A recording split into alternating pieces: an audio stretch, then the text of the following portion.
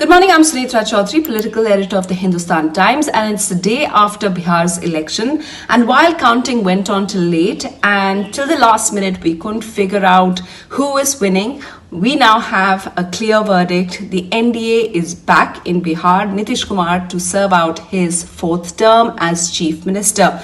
However, there are other finer points to these elections, and so here are my 5 takeaways. First up from this is the emergence of Tejasvi Yadav. The 31-year-old has finally come away from the shadow of his father, Lalu Yadav, the former chief minister, who's at the moment serving out a corruption sentence in Jharkhand jail. Now, what's interesting about this is that Tejasvi Yadav may have been the deputy chief minister in the last Bihar 2015 elections as well, before Nitish Kumar split away and went back to the BJP. What's interesting about this is that this election, 2020, was fought entirely on his own steam.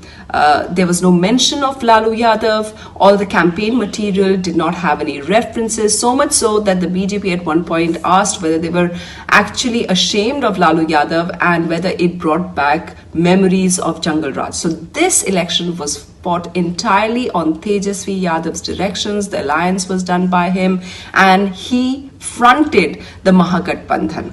And so when RJD, despite the kind of pressure that was there from the BJP and the NDA, emerges as the single largest party, yet again, the credit also goes to Tejasvi Yadav. So that perhaps is one and the first big takeaway from this election.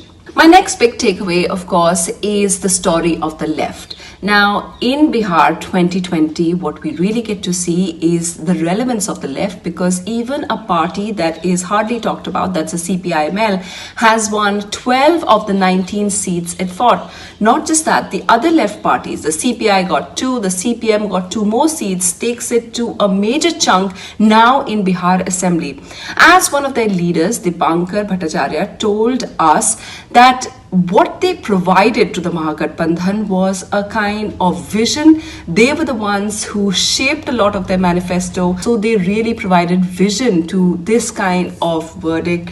And that's interesting, especially because of the fact that in the coming year, we're going to see many more elections where the left is a factor, whether it is in Bengal or in Kerala, where they are the incumbent government. So it just shows that if you think that the left is something that is done away with, well, think again.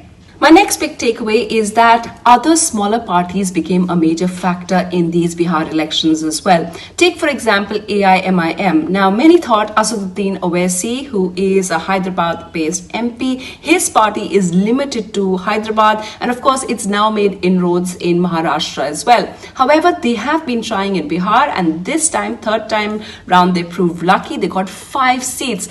Now, the Congress may be bitter about them because they feel that they took away their secular votes in the Simhanchal area of Bihar. But what is significant is that there was a community there which needed an alternative, and it was the AIMIM which seemed to provide it. Not just them. If you look at the other 2 smaller parties as well, whether it is Jitan Ram Manjhi, former chief minister, his party, the HAM, and the VIP party, both of these parties actually were part of the Mahagathbandhan, and then just before the elections, they split away and joined the NDA. Now, they together got 8 seats, which, if you look at it and the kind of slim margins that we have, proved to be the winning factor for the NDA. So perhaps it is significant to remember that in alliances, in elections, alliances are key, and this became a major point which MGB lost out on. These smaller parties like VIP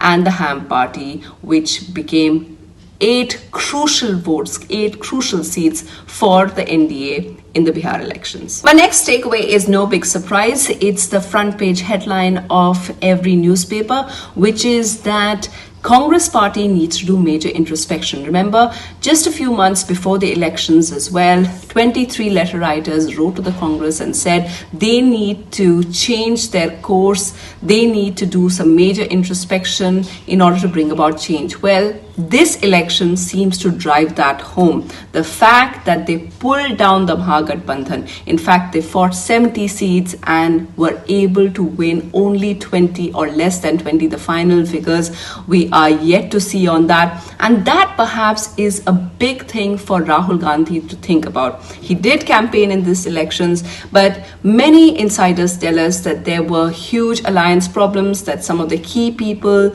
were not in sync with Tejasvi Yadav, and this just reflects the kind of ill-preparedness that the party has while going into a major election. And finally, my biggest takeaway is, of course, the emergence of Bharatiya Janata Party with its reducing reliance on its allies.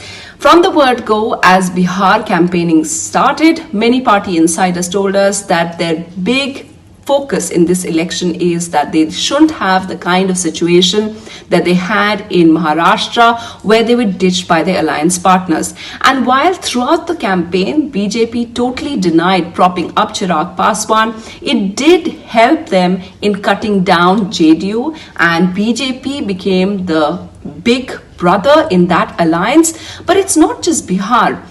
BJP has also established itself in the other states, whether it's a complete sweep that they did in Gujarat, also emerging winner in Madhya Pradesh, where they had their government, and so Shivraj Singh Chauhan's government is now completely safe, and also in Uttar Pradesh. Now in Bihar, their vote share may have gone down from 2019 and 2015, but what it shows is that despite the pandemic, which has actually caused a loss of governments across the world, Narendra Modi's popularity seems to be something that is indisputable and something that the party can bank on even in these tough times.